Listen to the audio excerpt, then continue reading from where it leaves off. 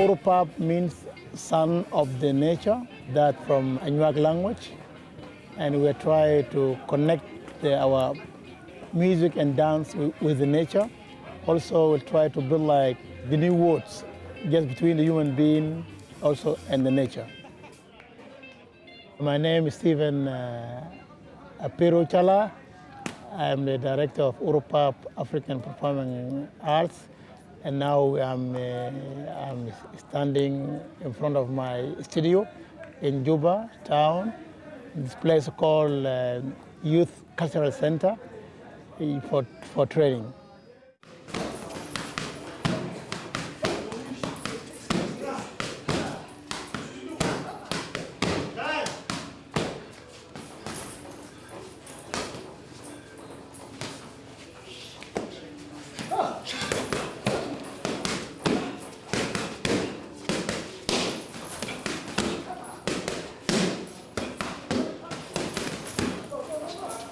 My name is Puro Okelo Obo, born in Fashala. It is in border between South Sudan and Ethiopia. During 70s, my family were involved in Anyanya War. And it came a time when people had to be evacuated from their homes to go somewhere else. And my father decided it's about time for you to go, get some education and get a life. So I went to Khartoum with my uncle, wasn't even my father. And a year later, my father was killed in action during the Anyanya. And I'm fortunate enough, I was so lucky to be in Khartoum, and that's where I continued my school. In 1977, there was a film about Bruce Lee. They brought the Enter of the Dragon to Khartoum. I watched that movie, and since then I never turned back. I just loved to see myself flipping and kicking. I progressed myself doing from different stages in the belt. So I was in a stage of blue belt before leaving Khartoum to come to Juba. So I continued pushing on with the sport, just with my blue belt. And I started teaching. Then come a call to join the SPLA, but it wasn't easy to join the SPLA. I went there for 6 months, and I didn't like what I saw. Dropped out of SPLA, went back to my education. 1986, I went to Canada, updated all my studies. I went to school. I joined full contact in 1990, and since then also I never turned back. And 2008, 2007, I thought of coming to Juba, see what I could do. Here I am, teaching, volunteer with my young people here.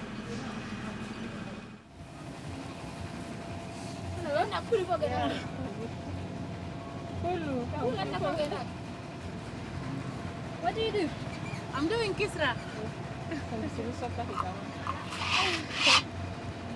Do you sell them? No, we are eating for us. My name is Liza Makola. I'm from Mundri.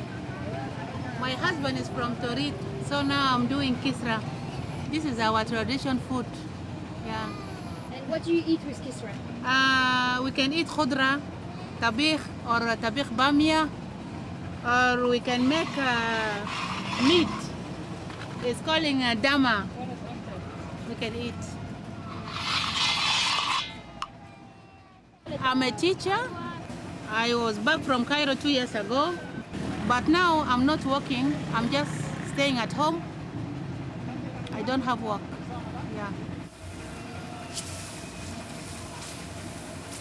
There is problem of job.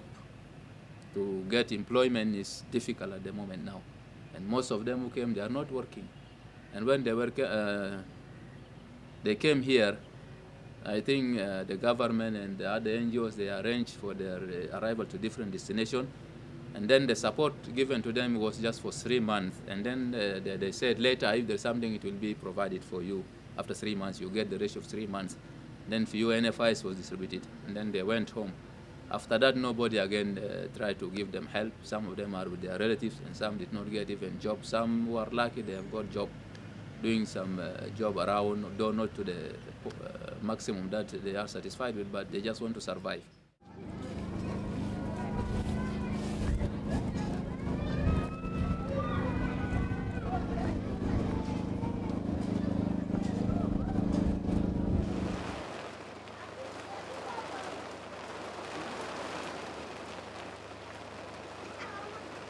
The numbers of my family in the camp, I think, is like, 2 plus 3, they are like 6 kids, 2 women. So there are 8.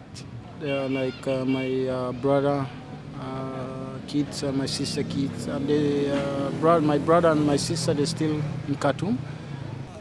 They go from Khartoum to Kosti, and then they stay there. They wait for the boats, and the political issue comes and stop the boats, come from north to south, and those people remain in the Kosti. And the government, even of South Sudan, they don't want him to be back. And they stay there for a long time. They, like 8 months, waiting for him here in Juba. But I visited them in Kosti before I came here. To stay in the camp is so difficult because of the majority of the people and the place tense is. You can't stay in the hot when the sun is there. You have to go outside, stand in the trees, and it's difficult even to cook. You can't cook there. You have to wait for some food that UN or what bring it to you. This kind of life is difficult. My family, I think they are better than some of them because there are some families don't have anybody to care about them, and they are there in the camp. I don't know what it's going to be. Now I think I'm the one that take care about my family because I'm the one working. One.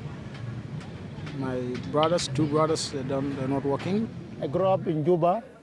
In 1985, I traveled to Khartoum as a displaced student, and then I spent most of my life there till 2011. After independence, I came back. And in Khartoum there, I started work as an artist in 1987. We started Urpap as a one-man show group. I play alone, like drumming. I play more than 10 to 20 to 30 drums.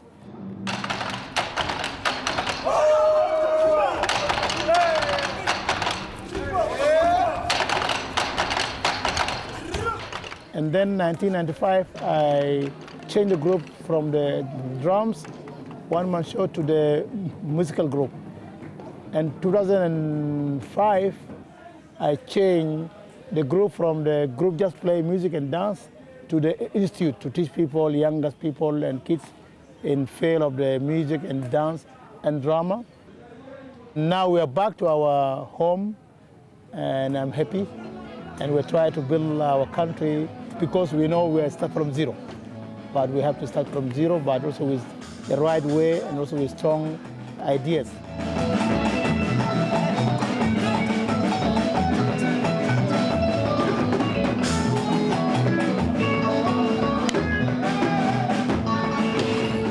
أنا كنت في السودان لكن في وقت بتاعت حرب في 91 هنا مشيت كايرو.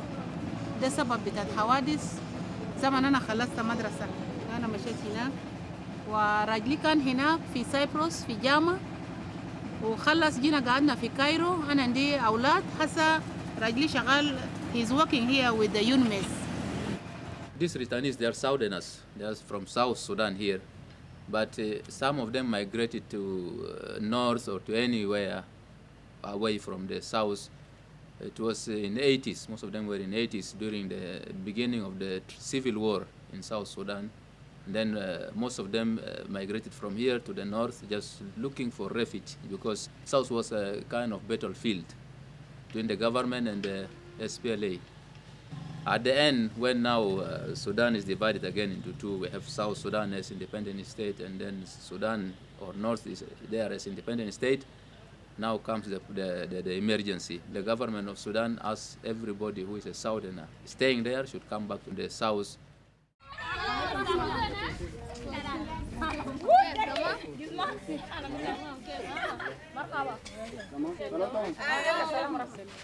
أنا كيف تسمع هل تيجار كده يال توكو أكو تيجار مكرتون يال تكون بوري قال بدي يا فادي بدي يا فادي ده They die. I'm so happy because I find my family house and I saw them today. They're happy because of the house. It's very small, but it's nice. This area is called Gudele, and Gudele is a nice place. إيجارته بكم؟ ما أعرف 150 150 اوكي خلاص انا بقدر اشيله. Yeah, the majority I think from in this place is from Khartoum. Now it's going to be Khartoum 2 or what, I don't know. انت جاي من خرطوم ها؟ اوكي. خرطوم كيف؟ تمام. قاعدين وين في خرطوم هناك؟ صافي؟ كيف؟ تمام؟ خلاص كويس نبرو ها؟ يلا نبجا خلاص كويس. اوكي. We look for some houses and I find those people, they stay. And then I go to him to say, hi, how are you? Can I find something, house to rent? They say, yeah, we have these rooms. Wait for somebody can rent. And then we negotiated about the price, and they want me to pay like 6 months, but I pay just for free because I don't have. Yeah.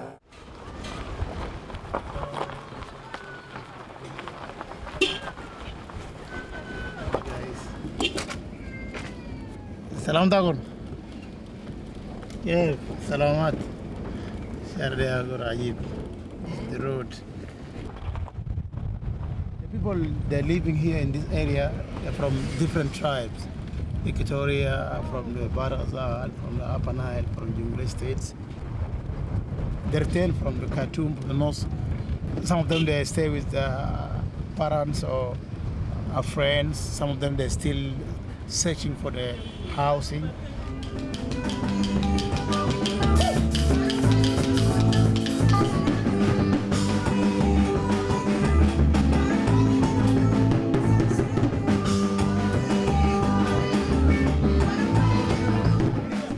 People need me in my country because now I am over 40 years and many experience I have in teaching people music and also unite people all together just using the music and dance, especially youth and kids, because we came from different background. We came from different culture, like East Africa, from the northern, from the America, from Arab world. Like this, if you want to build like identity for our country, we need really someone have experience on that area. How we can unite our people, because we have many tribalism among us. We as artists, we have a very big job to do. That's why I'm here, I'm back. And I'm happy and I will support my country, my people from my heart. Those who migrate from here, as they have been citizens here of this south before, I think they are still feeling that they are in their own original land, because they have been staying here. Some of them grew up here, and then when they went there, they got matured. But still they can recall other things that they have been doing here, the life they have been living here. And then they begin to give birth to children there. So the children who are born there already in Sudan, coming back at the moment now to the south as a young country coming up, I think they are facing challenge here, because the life they get here is more different from the life they have been experiencing there, because that one was city life, and now they're coming to new nation, that is new country. It is not developed, it's just underdeveloping. To grow a sport in this part of the world is not easy. It takes a lot of bumpy road. People are not cooperative, government, private companies, private sponsors. But I believe in the long run, this country will change. Maybe we'll see eye in eye with the government, because governments have their own agendas. We have our own agendas. We want to have better understanding of sport. And through sport, we can create good leaders. Through sport, we can eliminate so-called tribalism, because this country is really, really vast with tribal, complex. I mean, look around them. They're all different tribes. But we speak one language, it's being the sport. Our language is sport. Maybe kickboxing, could be karate, could be taekwondo. My accomplishment will come when I see these young people happy, accomplishing something. They become a champion or just participate to be in the championship. Even though they got eliminated, at least they tried.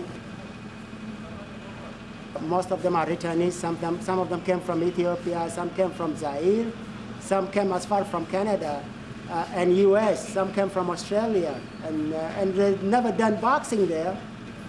Some of them are also child, they used to be child soldiers.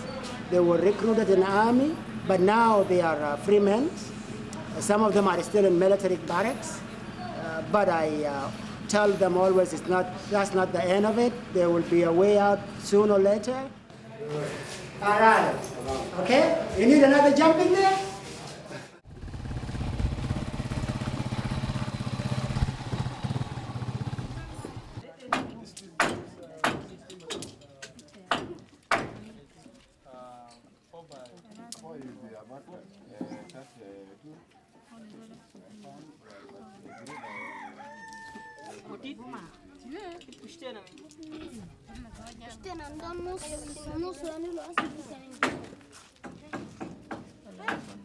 طبعا عملنا سنة في المينا والقعدة كان صعب شديد، لكن بعد ما طلعنا وجينا هنا يعني كويس، ما بطال، قوات كويس وجو تمام، ما في حاجة كعب.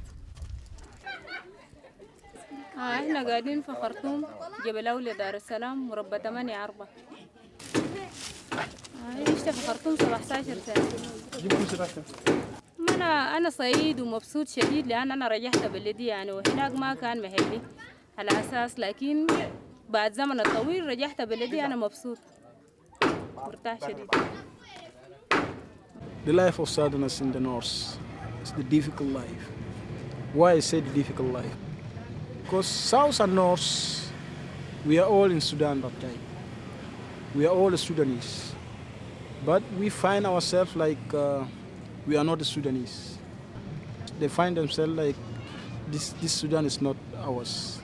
Our Sudan is different than this one because the way that the people see you and the way that the government, even if you apply for some work, they can't give you the work, they can't, all these things. If you apply to a university, they're going to see you like this, you're going to pay much money, no organization can help you, no what. Everything's difficult. The place that the Southerners even live in North is the bad place, you know. Even the human beings cannot stay there, even the cows. Yeah, but they stay and they build that place. And the struggle, CPA, Comprehensive Peace Agreement between South and North, 2005. I think the spirit every time is going high. Because of like those people now, they feel like, we are now human beings, you know. When you feel like you are human beings, some days you find your spirit is going high. You don't know from where they come, but they come from inside. Most of them were really happy to come back home. But there are situations that make them sometimes also to prefer staying in the north than here, because number one is security situation. At the beginning of the CPA, like in 2005, coming to 6-7, security situation everywhere in the south was not stable. There were some criminals moving at night, robbing people, just get you on the way, you have motorbike, or they come into your house and they threaten you at gunpoint, and then you have to bring some money, whatever you have valuable, and they take from you. So this is one challenge they faced, and then they said, if there is no security, and you Southerners are the one doing this to us as your brothers, how can we stay with you? Because those who come at night and threaten people take from them, so they say you were in Khartoum with the Arab. So you have been their worker there, and then you are now having this mentality of Arab. So you have come back to us, we are going to deal with you. We have been fighting in the bush for you, and you are there with Arabs. So such kind of life, how can they really accept that they wanted to stay. Though they have this love for their nation or for their country, but now they are also being threatened. This was a challenge to most of the people, and some of them even preferred to go back, and they went back. Before I moved from Khartoum to Juba, I came alone first to search how I'm gonna move my group here, how I'm gonna start from zero. That's why I came before them like many times, and then I search everywhere to see a possibility for that. And I go back with small ideas how we're gonna move, and then I start moving earlier, before independence was announced. And when I announced my staff already arriving. The journey from Khartoum to Juba, I start April. I pack all my stuff like my drums, my equipment, my clothes of my group. I put it on a big truck from the Khartoum till Kosti, and then we come by the river from the Kosti till Juba. That take like 45 days, and I met the Minister of the Culture and Youth here in Victoria, and they give me this place just for time being to stay here and to start my work. And also, my group came back. They came after me, that on June 20, 2011.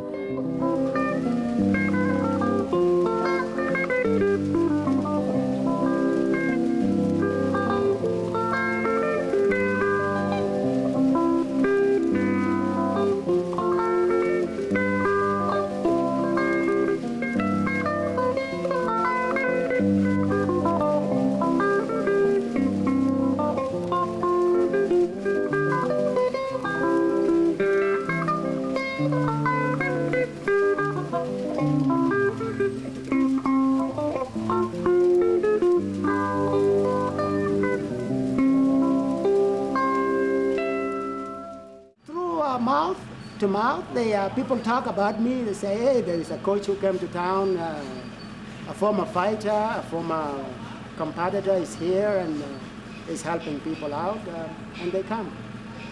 I do the best I can because government is not supporting me. They're not giving me anything. The good thing, they give me license to operate, and that's what I am, and this is what I do. So if anybody out there want to help sport to grow in South Sudan, I think they are welcome, and the door is open for anyone to come and see this beautiful country. There's a lot to offer. They are very good athletic people. They're tall, they're strong. They can be good basketball players, boxers, karate, taekwondo, kickboxers. You name it, they're all here. I want to see there is a growth in this country or anywhere in Africa. And I've been coming to Ethiopia, Kenya, Uganda, South Sudan. I'm not witnessing a lot. People are doing good for the nation or for the people. People are so corrupt. They take whatever they have for themselves. And I hope sooner or later they're going to change and maybe through some hard work. So this is how I am. I'm so emotional, and that's why I guess I came back. Leaving my life behind, you know, I could have done well in Canada. But I decided to leave that behind and just come here and see what I could do and how. So this is why I'm so emotional. We hope that coming months will be okay. We need life to be easy and we can stay well. We expect to be good. Thank you. We are South Sudanese, like they are poor. Not poor in the mind, but they are poor in this life now. But I want my people in South Sudan to work hard, to don't waiting for something. Somebody can help you and what, don't wait. Do your thing with yourself, by yourself. And it's better for you to do your things by yourself, and then you can build yourself. And you can have a better future. Life.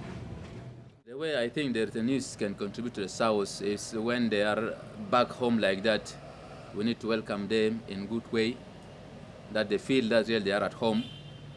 because most of them who had been there for some years, maybe they have lost their properties like land here. So at this time, at least every returnee should receive a piece of land, establish his place, and then he should be given support also. Should be given also opportunity to work at least in different field or activities in the community. I think they are there. I think they can help and contribute a lot for the building of this nation. I'm sure if they are given chance, they will contribute. I live in the North Sudan like almost 27, 25 years, around that years. And also we built a lot of friendship with the northern people, especially the artists, the musicians, also the singers and dramatics people also, and we have very nice. And when we separate and they cry, hey man, we're gonna lose you, we're gonna miss you. I say, yeah, it's not, this something happened. And not me, not you, but it's the world things. Then like everything will change in the world. Even I didn't think about it, but now it's happened. We have to accept, and then we try to continue. But now we are still calling each other, email each other by email, and we hope to meet again, maybe to go there to do like show. If we invite as an artist, we can go because we're artists. Also, maybe we'll try to invite them also come to our country to do something together, workshop together as artists. I think we still have our heart together.